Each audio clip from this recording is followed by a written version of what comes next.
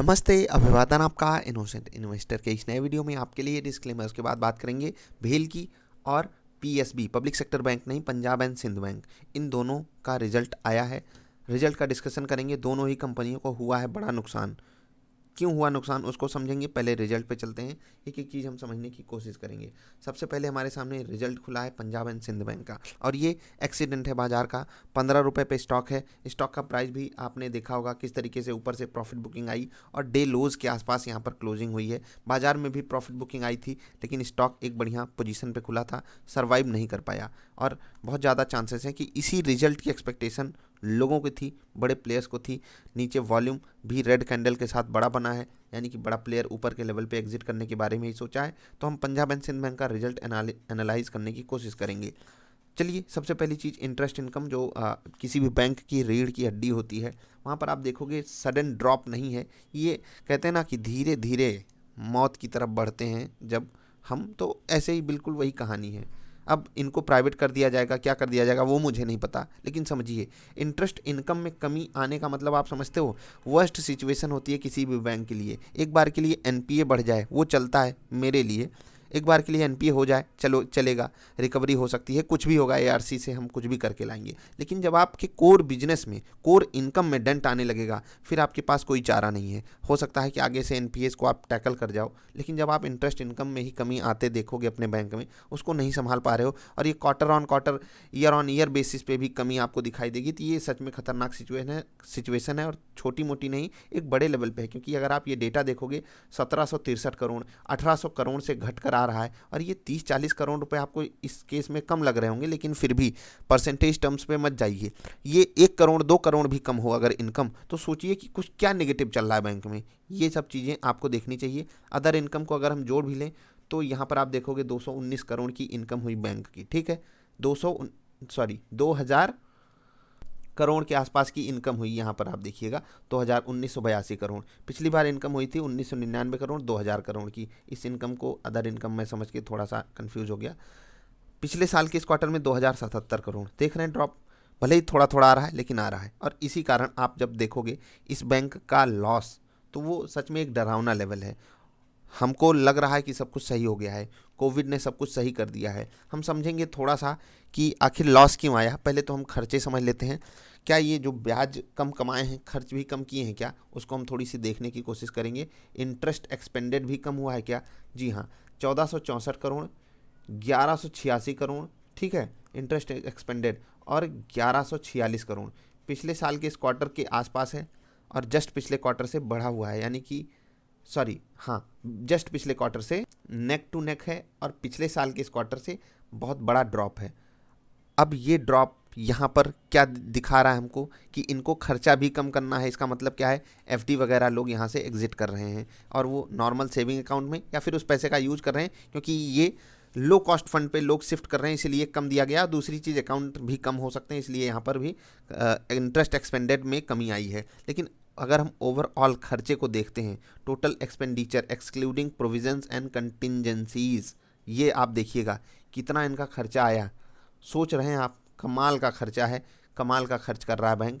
पिछले साल के इस क्वार्टर में 1930 करोड़ खर्च किया, इस साल के इस क्वार्टर में 1842 करोड़ खर्च किया। अब कंपनी को फ़ायदा नुकसान आपको पता है, लगातार लगातार नुकसान, लगातार लगातार नुकसान, नुकसान नुकसान नुकसान नुकसान नुकसान, और फिर भी स्टॉक ऊपर जाता है।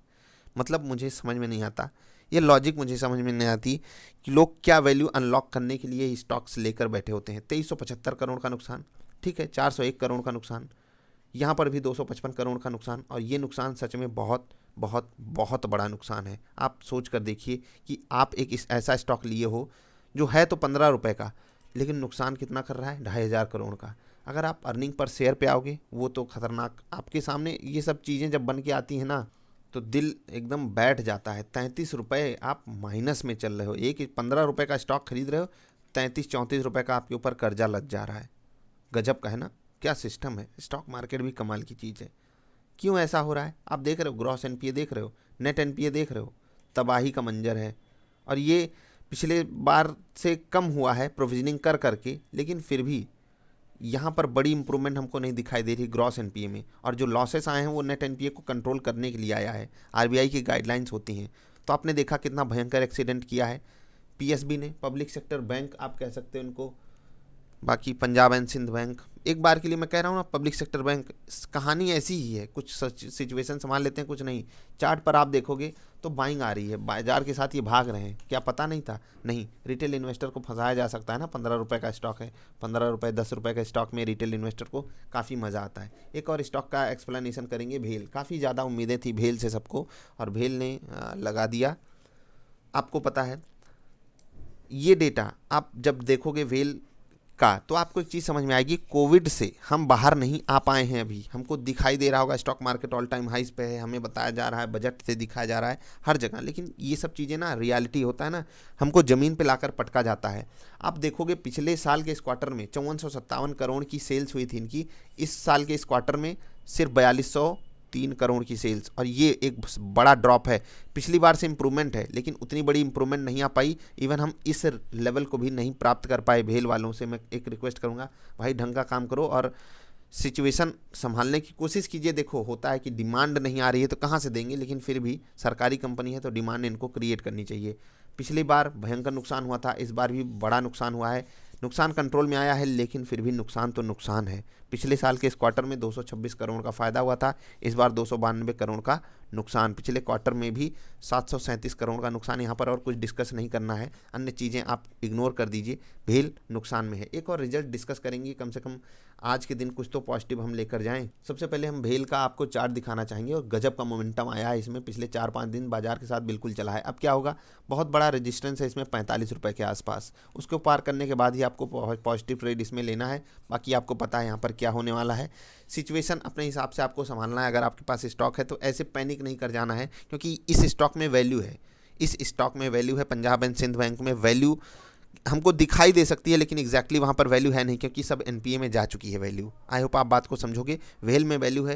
यहाँ पर आपको अगर गिरावट मिलती है तो वो पैनिक वाली गिरावट नहीं होगी, और अगर आप यहाँ पर आकर इन्वेस्टमेंट के बारे में सोच रहे हो तो ये गलत बात है। सही जगह लेना सीखिए। सही जगह लेने के कई सारे तरीके मैंने आपको समझाए हुए हैं। अब एक और रिजल्ट डिस्कस करेंगे, और इस स्टॉक का प्राइस आप बताओगे। मैं कंपनी का रिजल्ट बता रहा हूँ, सीमेंट सेक्टर की कंपनी है, और आपको बताऊँगा 30 रुपये का ईपीएस है इनका।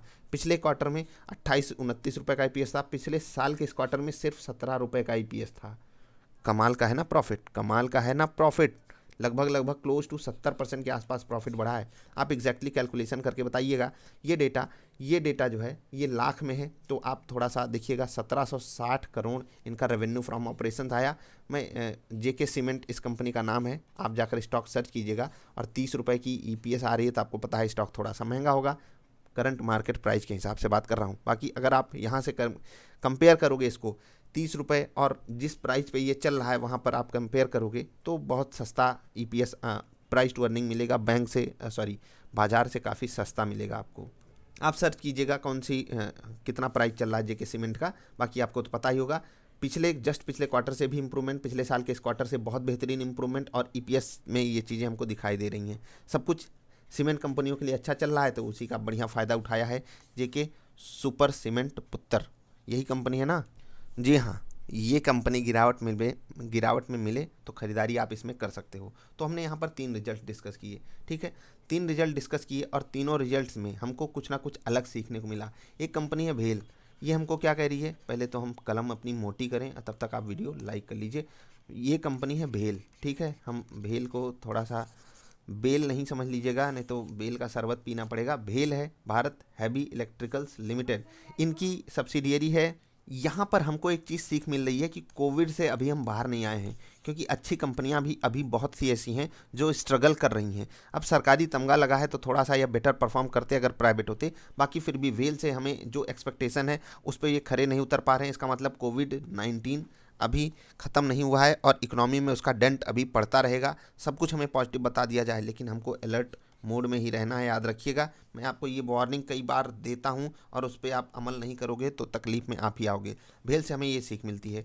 पीएसबी से हमको क्या सीख मिलती है, बैंकिंग सेक्टर में अगर आपके पास कोई कमज़ोर बैंक है तो हो सकता है कि एक बार के लिए देखो, इनकी मजबूरी है, इनको लॉस दिखाना इनकी मजबूरी है, क्योंकि नेट एनपीएस को अगर ये कंट्रोल नहीं करेंगे तो आरबीआई इनको कहेगी भाग यहाँ से। कुछ इस तरीके की सिचुएशन हो जाएगी। बैंकिंग कर रहे हो, मतलब सोचिए, यहाँ पर भी बहुत पढ़े लिखे, अब मैं क्या कहूँ, पब्लिक सेक्टर बैंकों में जो रिक्रूटमेंट का प्रोसेस है ना, वहाँ सिर्फ टैलेंट बेस पे रिक्रूटमेंट होना चाहिए। मैं तो सिर्फ इतना चाहता हूँ, और टैलेंट बेस पे अच्छे से रिक्रूटमेंट होना चाहिए, तभी ये बैंक अच्छे से परफॉर्म करेंगे। जब तक यहाँ ऊपर नीचे करके रिक्रूटमेंट होता रहेगा, मतलब नहीं परफॉर्म कर सकते बैंक, इतना समझ लीजिए। एसबीआई को मजबूरी में प्राइवेट रिक्रूटमेंट करना पड़ता है, इसलिए वो बैंक ठीक ठाक कंडीशन में काम कर पा रहा है। और बहुत से ऐसे प्राइवेट सेक्टर बैंक्स हैं जहाँ पर अलग ही लेवल का फ्रॉड चला जाता है। तो सबकी अपनी खूबियाँ खामियाँ होती हैं, लेकिन पंजाब एंड सिंध बैंक सरकार प्राइवेट ही कर दे तो ज़्यादा बेटर है, क्योंकि ऐसे बैंक मतलब होता है ना कि धब्बा बन जाते हैं। किसी के बारे में कुछ भला बुरा नहीं कहना चाहिए, लेकिन एक चीज़ समझिएगा, जो एम्प्लॉयज़ हैं उनको भी थोड़ा सा ना, मतलब क्या करें, वो कर भी क्या सकते हैं। जब हायर लेवल से ही दिक्कतें आती हैं तो कुछ नहीं किया जा सकता। इस बैंक के शेयर होल्डर को मैं कुछ नहीं कह रहा हूँ, ना बैंक को कुछ कह रहा हूँ। सिचुएशन को संभाला जा सकता है, आप अपने हिसाब से सिचुएशन को डील कीजिए। छोटे बैंकों में तकलीफ बड़ी बनकर आने वाली है। ये बैंक इस क्वार्टर में दिखाया है, कोई अगले क्वार्टर में दिखाएगा, कोई अगले के अगले क्वार्टर में दिखाएगा। सुप्रीम कोर्ट ने अभी राहत भरी खबर हमारे लिए ये रखी है कि हमको एनपीएस दिखाई नहीं दे रहे हैं, रियलिटी कुछ और हो सकती है, याद रखिएगा। जेके सीमेंट से हमको क्या सीख मिलती है कि कितनी भी बुरी सिचुएशन हो, अगर आप एक अच्छा स्टॉक, एक क्वालिटी स्टॉक, एक डिमांड वाला स्टॉक लेकर बैठोगे तो वो आपको प्रॉफिट लाकर जल्दी से जल्दी ला कर देगा। मतलब डिमांड अगर लौटी तो ऐसे ही स्टॉक सबसे पहले प्रॉफिट में आते हैं। मैंने बहुत सारे ऐसे स्टॉक्स आपके साथ डिस्कस किए हैं। तो 3 रिजल्ट्स हमने डिस्कस किए, उनको आपके सामने रखा, अलग अलग सेगमेंट के थे। आई होप आप बात को समझे होंगे। वीडियो पसंद आए तो लाइक कर देना, चैनल पसंद आए तो सब्सक्राइब कर लेना। हम मिलेंगे फिर से किसी अच्छी वाली वीडियोज़ में, तब तक के लिए हंसते खेलते रहिए यार। वीडियो देखने के लिए आपका बहुत बहुत आभार, धन्यवाद।